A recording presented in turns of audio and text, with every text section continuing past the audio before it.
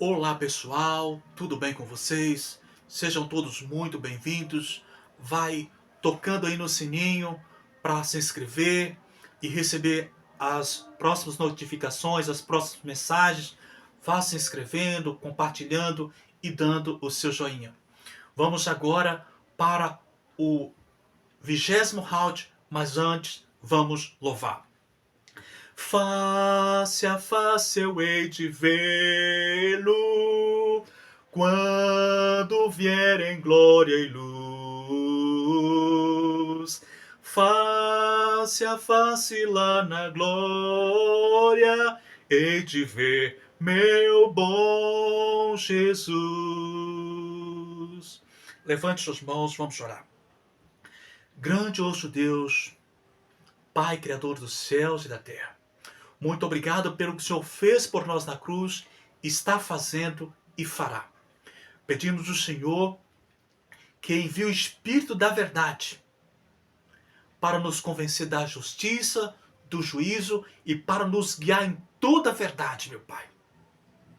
Para nos dar poder para vivermos de acordo com a Tua vontade e sermos habilitados, preparados e revigorados para estarmos prontos para encontrar com o Senhor Jesus quando vier nas nuvens dos céus, no seu poder e na sua glória. Fica conosco, perdoa os pecados e nos abençoe. E nos conduz no estudo da Tua palavra nesse momento, em nome de Jesus. Amém. Glória, glória, glória, glória a Deus. Então, meu amigo, hoje nós vamos fazer uma recapitulação dos principais temas abordados nos últimos 2 meses. Provações severas, gula, riqueza, o sábado e o feminismo. Começando sobre a gula. Lá no Jardim do Éden, Deus deu para os nossos pais uma alimentação 100% natural. Isso até o dilúvio. E hoje,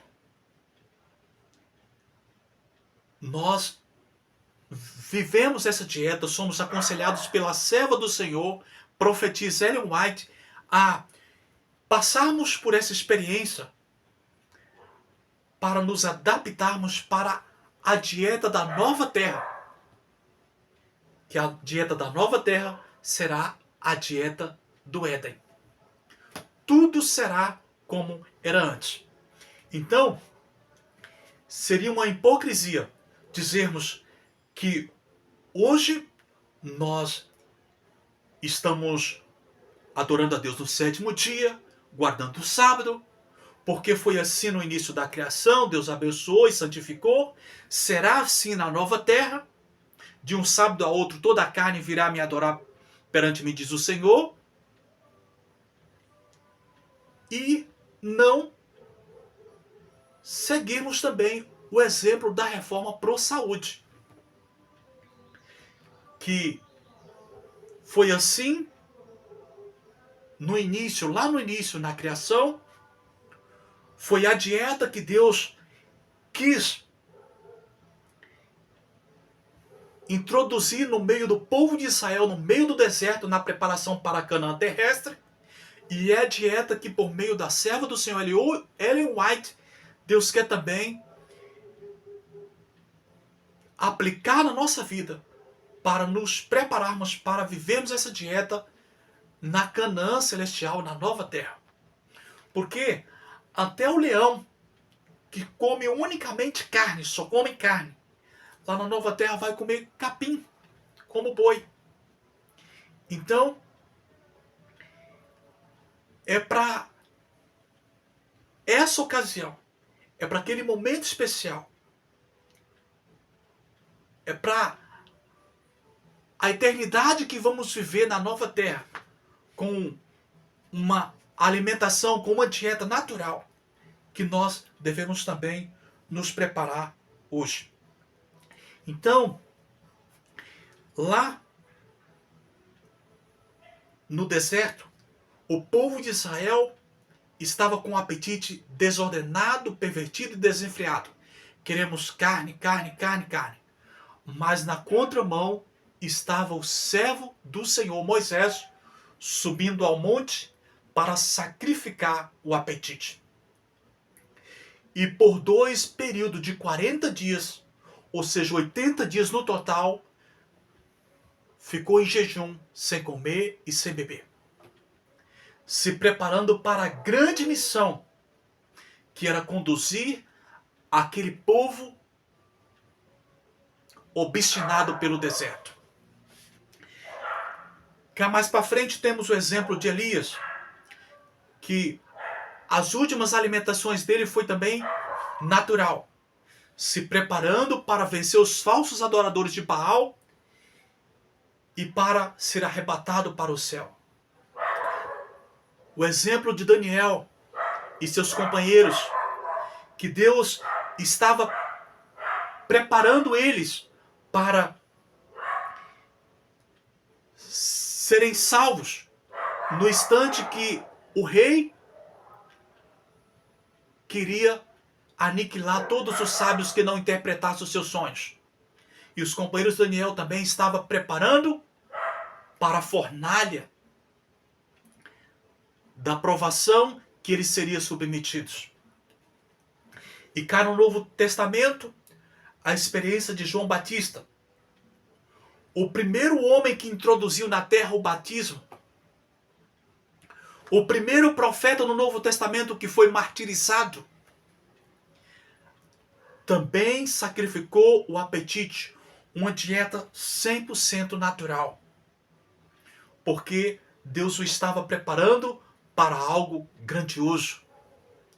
Jesus, no Novo Testamento, também sacrificou o apetite para suportar todas as provações que viria no decorrer do seu ministério e também ser martirizado, morrendo na cruz para salvar toda a humanidade. Então, meu amigo, quando Deus dá para Ellen White princípios de saúde, a reforma pro saúde, para você sacrificar o apetite, Deus está tirando de você o que é nocivo, o que é prejudicial à sua saúde física e espiritual, para te dar poder e para te dar a vitória sobre algo muito maior. Deus quer te elevar para um outro patamar. E a dieta que Deus oferece para nós hoje não é aquela dieta de Levítico 11, separando animais limpos dos imundos. O braço direito da mensagem do terceiro anjo hoje, da última mensagem, a advertência será proclamada ao mundo, o braço direito é a reforma pro saúde. É uma alimentação natural, é uma alimentação vegetariana. Como foi no princípio da criação, até o dilúvio, como Deus quis introduzir na vida do povo de Israel para introduzir eles na terra de Canaã, e a dieta que será no céu, na nova terra. Deus está te preparando para algo sublime, para algo grandioso. Então, agora falamos sobre riqueza. O homem foi criado no 6º dia. E esse número simbólico acompanha o povo de Deus no passado. Abraão, Isaac e Israel. Cada nome aqui tem 6 letras. Aqui destaca o número 666. E o trio, Abraão, Isaac e Israel, que é Jacó, formando uma trindade. Porém, apesar de receber riquezas e receber glórias terrenas, esses homens foram provados e aprovados. E tinha íntima e profunda comunhão com Deus. E esses homens eles foram escolhidos para que todas as nações da terra fossem abençoadas por meio deles.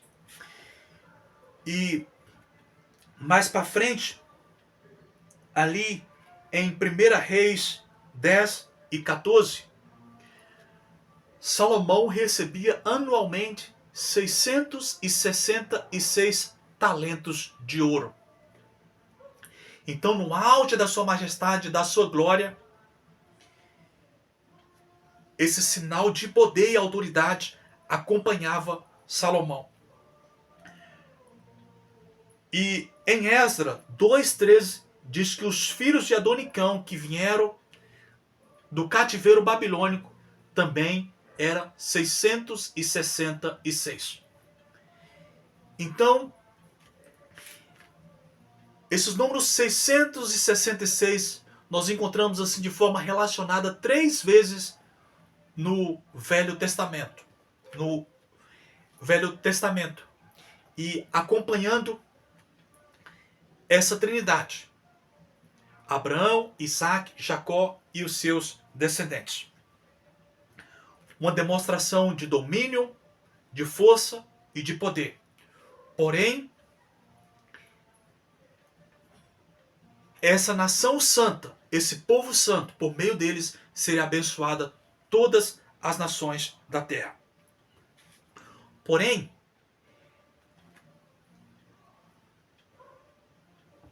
essa riqueza, essa glória, não acompanha mais o povo de Deus no Novo Testamento.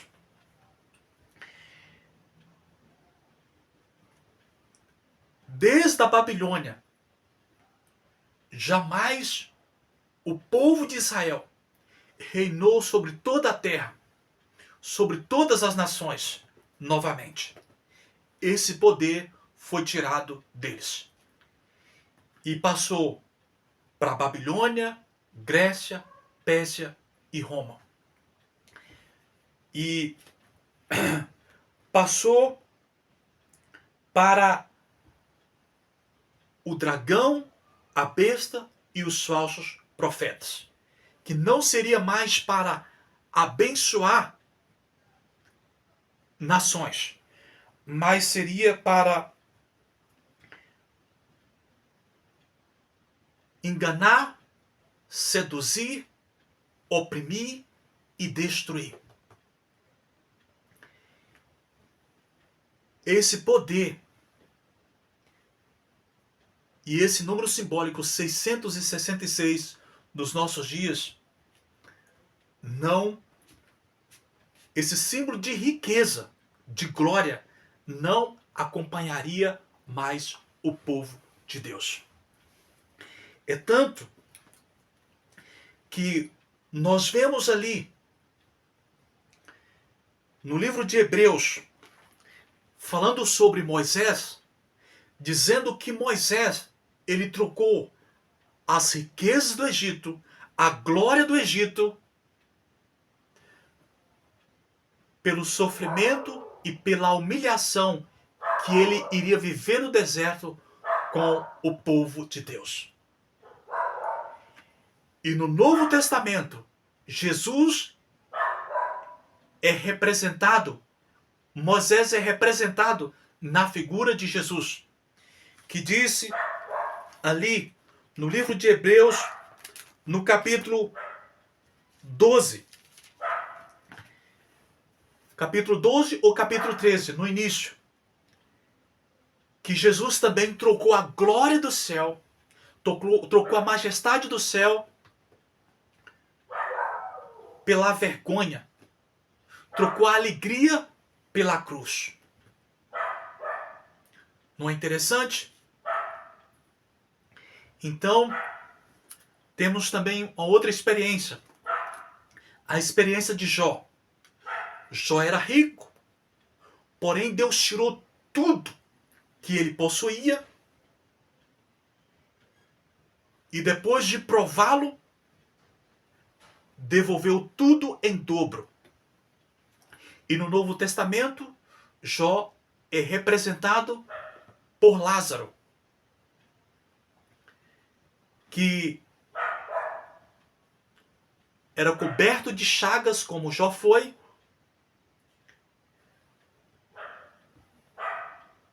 Um mendigo que Deus o glorificou e honrou.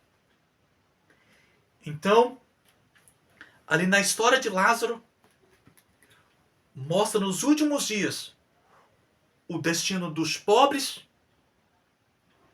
que nos últimos dias, quando não puderem comprar e nem vender por causa do decreto,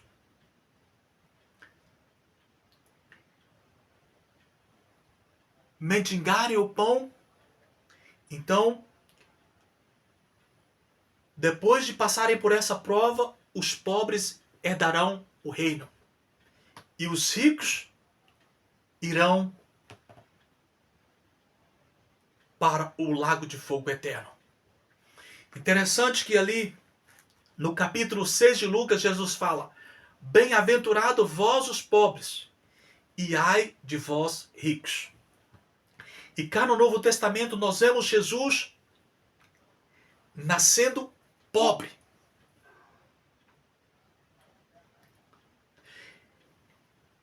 E quando Jesus chama os discípulos, que tinha profissão, tinha empregados,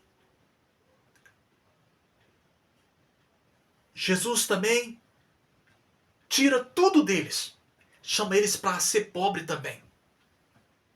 Quando Jesus envia eles para a missão, Jesus tira deles o ouro, a capa, não pode levar ouro, não pode levar prata, não pode levar dinheiro, não pode levar alforje, não pode levar 2 capas. Jesus tira tudo deles. Então, no Velho Testamento, Deus chama homens para tornarem ricos, tanto no sentido espiritual como material. Porém, no Novo Testamento, Deus chama os seus filhos para serem apenas ricos na fé, ricos dos dons celestiais, ricos de poder e autoridade sobre o pecado. Isso nós vamos falar mais para frente. Nós vamos nos aprofundar mais. Agora, falando a respeito do sábado.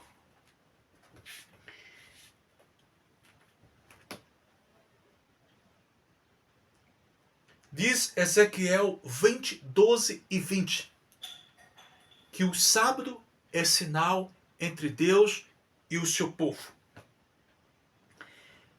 É um sinal que identifica o povo de Deus como filhos e herdeiros dele. E é um elo entre Deus e o seu povo.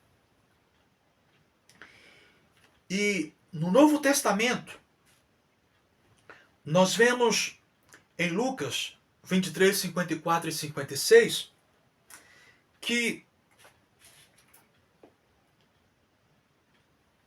os discípulos, as mulheres que acompanharam Jesus, também guardaram o sábado, quando Jesus estava na sepultura.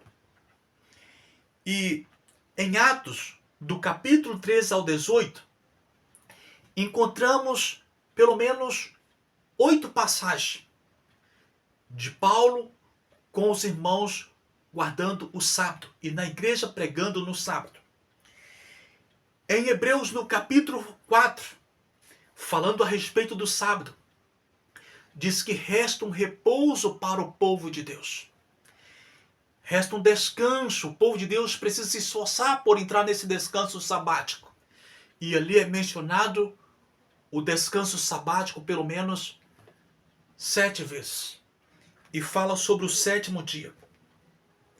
Em Apocalipse 1, versículo 10, o profeta João faz questão de destacar que ele recebeu a visão, a revelação no dia do Senhor, num dia especial. E Isaías 53, versículo 13 diz que o dia do Senhor é o sábado. E Isaías 66, versículo 23 diz que o dia que Deus será adorado e glorificado na nova terra será no dia de sábado. Então, a questão do sábado é uma questão clara de Gênesis a Apocalipse. E quem não guarda o sábado, não guarda por cegueira e por dureza de coração. Quem dá desculpa para não guardar o sábado,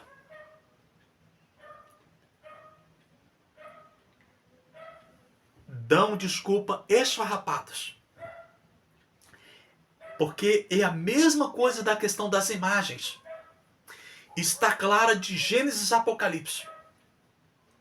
E lá no Apocalipse fala que os adoradores da besta e da sua imagem serão lançados no lago de fogo.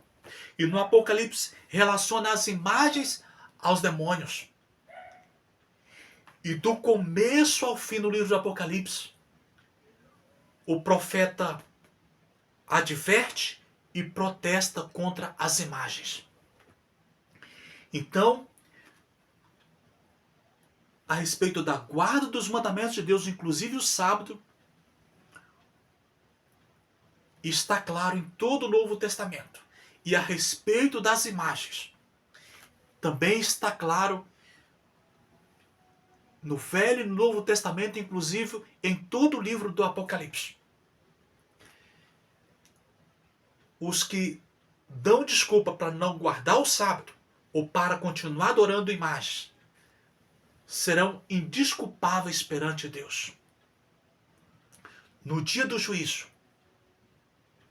eles não terão desculpas a dar, porque a mensagem é muito clara. Então, vamos para as considerações finais. Muito bem. Agora vamos falar sobre patriarcado e feminismo. O objetivo de trazer esse relato e essas experiências bíblicas não é com o objetivo de diminuir, menosprezar a mulher, mas fazer com que a mulher admire o homem e veja o quanto o ser homem é estimado e apreciado por Deus. Lá no início da criação, Deus diz: façamos o homem à nossa imagem. Ao referir-se a nossa, Jesus está falando dos seres celestiais no céu no plural. Ou seja, nós vamos criar o homem semelhante a nós. No aspecto, no caráter, na autoridade e no poder para conquistar e dominar.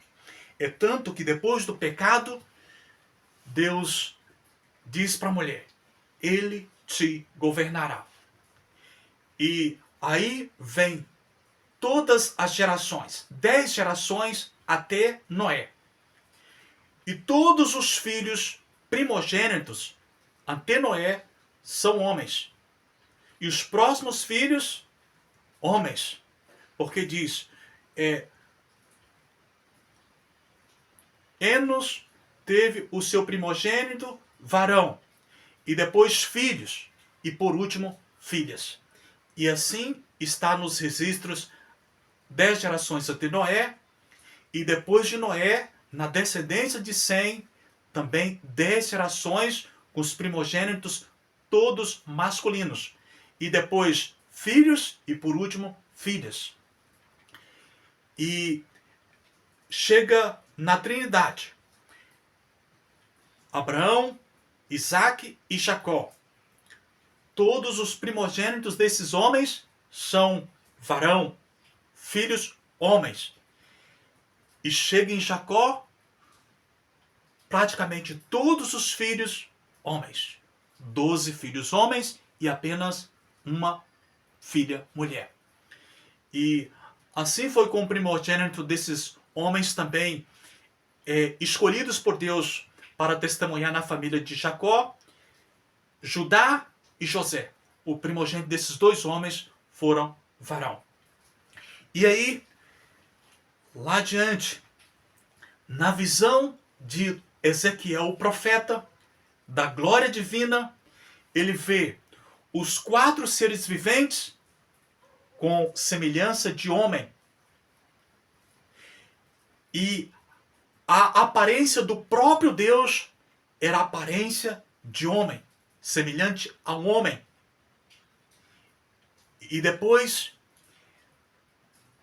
no livro de Ezequiel, Ezequiel é apresentado pelo menos 97 vezes no livro como filho do homem. Citado 97 vezes filho do homem. Na Bíblia, muitas vezes que se refere o homem nascido de mulher, quer dizer, o homem nascido em pecado, o homem frágil, pó e cinza. Mas quando se diz filho do homem, filho do próprio Deus, como Jesus também é citado nos evangelhos e no Apocalipse como o filho do homem, ou filho do próprio Deus, é uma forma de exaltar o homem, engrandecer, como também Daniel é chamado de filho do homem no seu livro. Então, uma coisa interessante da gente observar é que Jesus, ele habitou entre nós em forma de homem. E como um homem varão, ele morreu para salvar a humanidade. E quando Jesus se compara com Deus, ele diz assim: eu e o Pai somos um, e quem me vê a mim, esse homem aqui, esse personagem em forma de homem, vê o Pai. Então, o homem recebeu de Deus a expressão do seu caráter, da sua imagem. Fomos criados à imagem de Deus. Nós somos, os homens a expressa imagem de Deus, e os homens também foram criados para conquistar e dominar. Inclusive, governar sobre a esposa, como diz ali, eu acho que é Gênesis 3:16, por ali. Mas eu quero fazer uma advertência para os homens. Você foi chamado para conquistar, para dominar, em algumas situações até para julgar, subjugar. Agora, é mais importante você se dominar.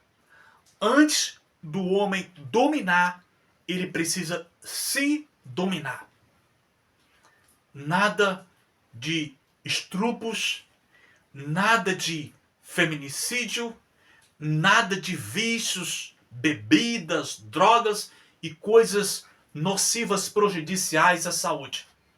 Se Moisés, um homem lúcido, um homem de jejum e oração, por muitas vezes os seus súditos, o seu povo, prevaricou contra ele, imagina hoje quem é dominado pelos vícios, inclusive toda espécie de drogas e bebidas lícitas e ilícitas. Imagina você hoje. Tem um verso em Provérbios 16:32 que diz: melhor é o longânimo, o paciente, do que o herói de guerra.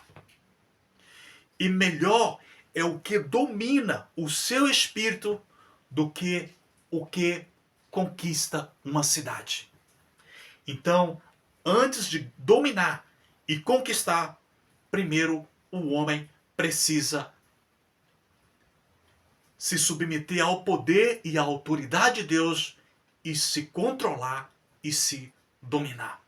Isso eu aprendi com muito custo, mas estou ainda aprendendo e buscando de Deus. Então, vamos orar? Grandioso Deus e eterno Pai, Criador dos céus e da terra, nos ajuda a enxergar o quão grande e majestoso é o homem, que diz nos Salmos capítulo 8, que Deus criou um pouco menor do que Deus, e de glória e de honra o coroou, e colocou tudo sobre o seu domínio e debaixo dos seus pés. Mas ao mesmo tempo, o Senhor nos ajuda a perceber que nós somos pó e cinza, nos ajuda a perceber a nossa pequenez e a nossa necessidade de Ti. E nos ajuda, ó Pai, a nos dominar. E antes de subjugar pessoas, subjugar os nossos defeitos de caráter e colocar os nossos pecados debaixo dos nossos pés, por meio do Teu poder e da Tua graça. Abençoe, ó Pai, todos os filhos que Te amam e Te adoram. E abençoe todas as famílias que servem, que adorem e que busquem ao Senhor. E que todos os homens, ó Pai, possam ser reverente, ser temente e ser submetido à vontade de Deus.